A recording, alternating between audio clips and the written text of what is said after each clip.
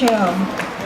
I have to give a hand to Michelle and Kieran. They've helped me through this. I've never done this kind of thing before, and I would have cracked up ages ago without their support. Our next speaker, after our next speaker, we have our last open mic session, so please start thinking about what you would like to say. And today is about returning power to the people. I want you to remember that it was people power that saved Aramoana in the 70s and 80s.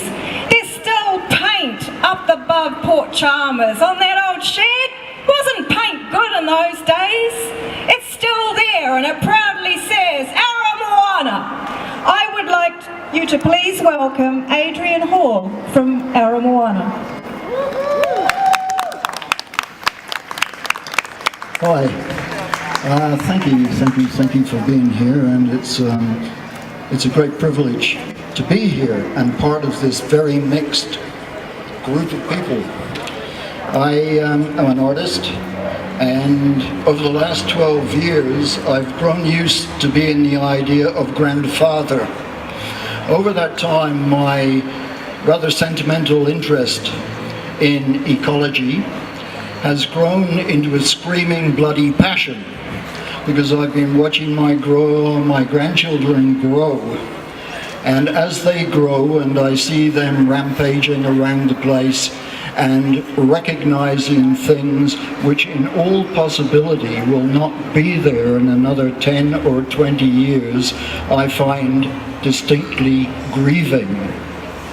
Where I came from is no longer what it was when I was a kid. It's filled with hotels, nonsense, rinky-dink, ticky-tack shops, all posing under various governments since that day as a kind of economy and something to do with the stuff which was very valuable. I came to New Zealand in '71 originally and recognized that this was the place where I would eventually be. Over 12, 14 years now, I have watched the reasons and expectations I held gradually diminish. This is desperate. I've also learned that ecology in itself can apply to a community, as I have found out there.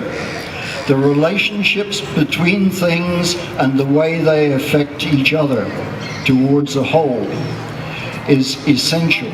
I found that applied to the community, the greater community, and gradually I noticed that there are all kinds of things linking one thing, one obscenity, like a 28-story hotel owned by Shanghai investors, a trade agreement with Dunedin and Shanghai, ecotourism, which seems to be less about preserving the very things which are advertised, but rather than stamping into some kind of brief order in order that some other people, which most of us never really encounter, pocket the proceeds. I deplore all these business-like efforts to oppress the inhabitants and citizens of this country.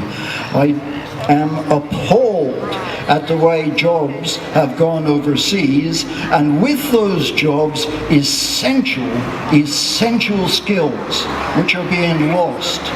It outrages me that the carriages of the railways, of the buffeted around railway system, are going to be made a long way away, and that 360 odd folk in Dunedin were out of a job because of that.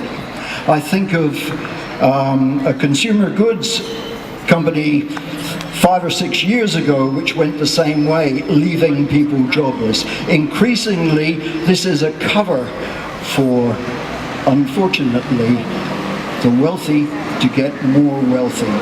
Today I found myself marching under a banner for the very first time for a very long time under International Socialist. And I started to think of all the things that I believed in way back when I marched under other banners of International Socialism and handed out leaflets for Labour and so on and so on. A great learning from today for me is that various groups, tribal groups, political groups, can meet together and agree to talk to each other. And I believe that this time is so critical that we can't afford to be that partisan. We have to talk more to each other between groups and recognize the ecology of exploitation which has taken over this country and is very, very visible in this part of the country. Stamina is required as well, and we learnt that, those of us who were at a lecture given by the two characters who brought down the Icelandic government recently.